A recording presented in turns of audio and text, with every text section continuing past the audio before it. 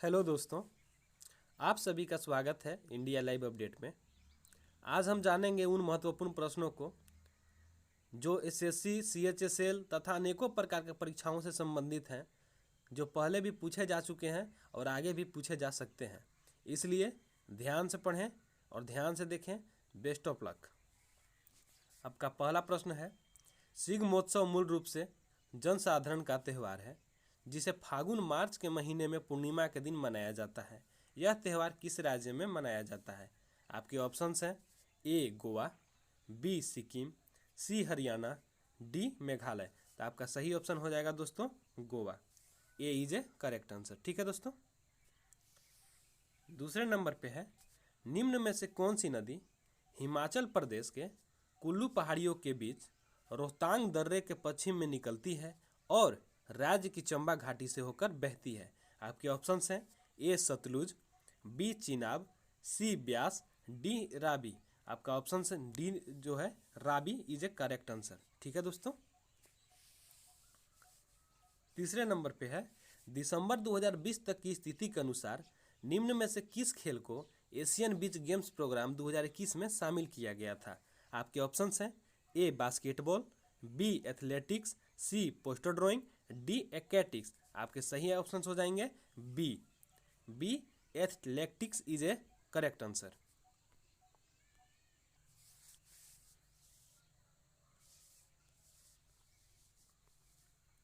चौथा प्रश्न है, निम्न में से कौन सा आमतौर पर कृषि में उपयोग किए जाने वाले उर्वरकों में पाए जाने वाला एक मूलभूत पादक पोषक तत्व है? ठीक है दोस्तों, ऑप्शंस है आपके ए मरकरी, बी सोडियम, सी आर्सेनिक, डी पोटेशियम। आपका सही ऑप्शंस हो जाएंगे D potassium. Potassium is a correct answer. पांचवा है, निम्न में से किस शहर में जनवरी 2021 में भारत की प्रथम स्वदेशी रूप से डिजाइन और विकसित ड्राइवर रहित मेट्रो कार का अनावरण हुआ था? ठीक है, आपके ऑप्शंस हैं A Kolkata, B Chennai, C Bengaluru, D Delhi. आपके सही आंसर हो जाएंगे C Bengaluru is a correct answer.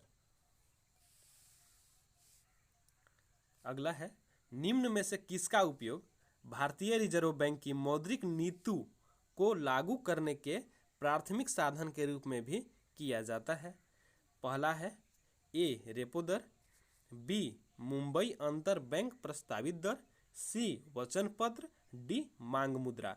आपके सही आंसर हो जाएंगे ए रेपो दर इज ए करेक्ट आंसर। अगला है, निम्न में से किसने द अवस्थित ऑफ आमनगिरी नामक उपन्यास लिखा है? ऑप्शंस है ए देवाशीष पानीगिरी, बी सरबजीत सिंह, सी चेतन भगत, डी सुभा शर्मा। आपका सही आंसर हो जाएगा D Subhash Sharma. Subhash Sharma is correct answer. अगला है, निम्न में से कौन सा उपकरण कंप्यूटर द्वारा निर्मित परिणाम को मशीन पठनीय रूप में स्वीकार करता है? आपके ऑप्शंस हैं A graphic tablet, B microphone, C mouse, D printer. तो printer is a correct answer D. ठीक है दोस्तों, अगला है, निम्न में से किस बैंक ने भारत में माइक्रो फाइनेंस उधारकर्ताओं और एमएसएमई क्षेत्रों को सहयोग देने के लिए नॉर्दर्न ऑफ कैपिटल के साथ 40 मिलियन के ऋण पर हस्ताक्षर किए हैं? आपके ऑप्शंस हैं ए आईएमएफ, बी एडीबी, सी एआईआईबी, डी विश्व बैंक।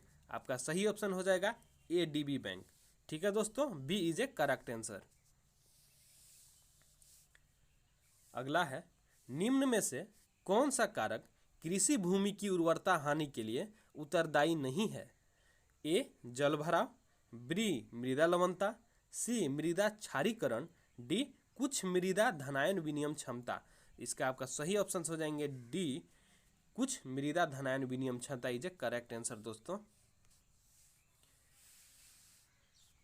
अगला है, कुलदीप हांडू ने 2020 में द्रोणाचार्य पुरस्कार जीता। वे निम्न में से किस खेल से संबंधित हैं? ए पहलवानी, बी तैराकी, सी मुक्केबाजी, डी वुशु। आपके सही ऑप्शंस हैं उसु, D is a correct answer दोस्तों। अगला है सूर्यधार झील निम्न में से किस राज्य में स्थित है। ठीक है, आपके ऑप्शंस हैं A Meghalaya, B Uttarakhand, C Arunachal Pradesh, D Himachal Pradesh. आपका सही ऑप्शंस हो जाएंगे B Uttarakhand is correct answer.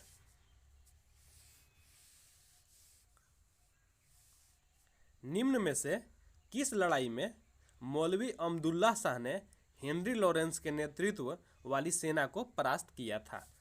Options हैं ए चिन्हट का युद्ध, बी किंतूर का युद्ध, सी नजफगढ़ का युद्ध और डी सारागढ़ी का युद्ध। तो आपके सही ऑप्शंस हो जाएंगे चिन्हट का युद्ध, A option is correct answer.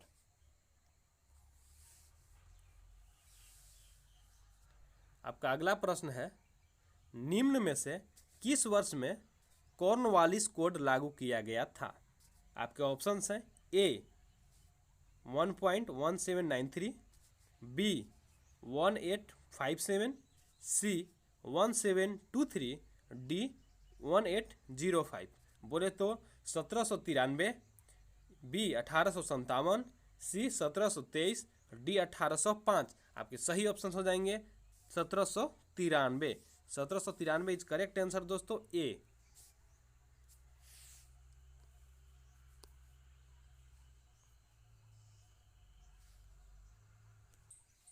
अगला है निम्न में से किस राज्य में श्री भ्रामरांभा मल्लिकार्जुन मंदिर स्थित है। आपके ऑप्शंस हैं A Tamil Nadu, B Odisha, C Maharashtra, D Andhra Pradesh. आपका सही ऑप्शन हो जाएगा दोस्तों Andhra Pradesh, D is a correct answer. अगला है भारत सरकार द्वारा जनवरी 2021 में शुरू किए गए सक्षम अभियान का उद्देश्य डैश के बारे में जागरूकता फैलाना है। ए बच्चों के लिए शिक्षा, बी महिला सशक्तिकरण, सी बालिकाओं की सुरक्षा, डी क्लीनर ईंधन को अपनाने में। आपका सही ऑप्शन है क्लीनर ईंधन को अपनाने में, इसका डी ऑप्शन सही होगा। अगला प्रश्न है निम्न में से कौन सा रोग हेलिकोबैक्टर पाइरोली के कारण होता है। ठीक है, थोड़ा मिस्टेक हुआ बोलने में, इसलिए माफ़ी चाहेंगे। निम्न में से कौन सा रोग हेलिकोबैक्टर पाइरोली के कारण होता है। आपके ऑप्शन है ए चिकनगुनिया, बी दाद, सी रूबेला, डी जठरशोथ।